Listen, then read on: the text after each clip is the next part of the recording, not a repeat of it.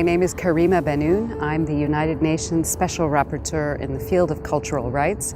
I'm also a professor of international law and human rights at the University of California, Davis School of Law.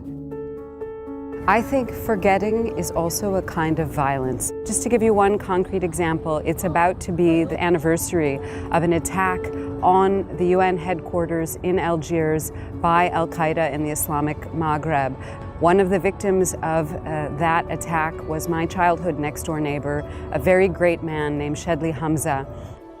He worked as a consultant with UNDP and who had started a school as his sort of side project, his personal project. And when he was killed, not only did that do terrible harm to his family, but also to all of the children in his school. He's not a statistic, he's a person, he's a victim of terrorism, and he deserves for us to remember him and all the other victims of that attack and all the others, unfortunately, that continue to happen.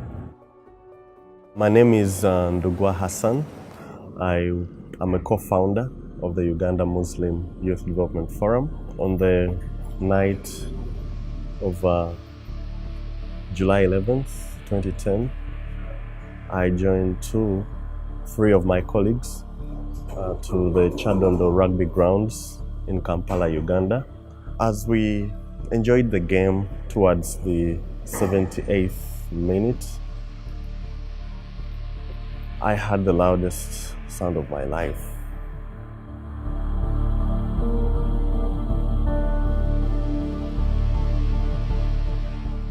As I saw people starting to run for their life, another blast went off, and that was targeted towards the exit. As people rushed out, I realized this is now serious. This is a bomb blast. So I started running as well for my life. I'm Laura Dolci, and I'm Italian. I work in Geneva right now at the UN Office for Human Rights. On the 19th of August 2003, I lost my husband, who was killed in the attack against the UN headquarters in Baghdad. On that day, I lost my partner, a dear colleague, and I lost the father of our baby child. I lost a piece of me on that day.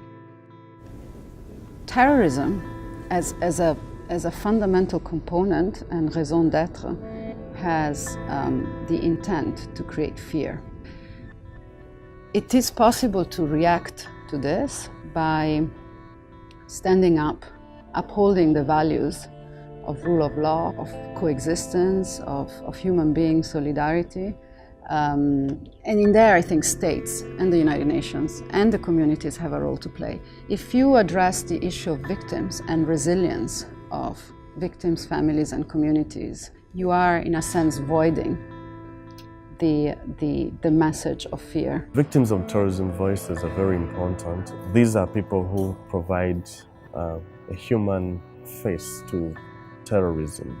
And if they're given a platform to share these voices, to amplify these voices, I think it's one way of providing that counter-narrative against violent extremism, but also trying to delegitimize extremist ideology.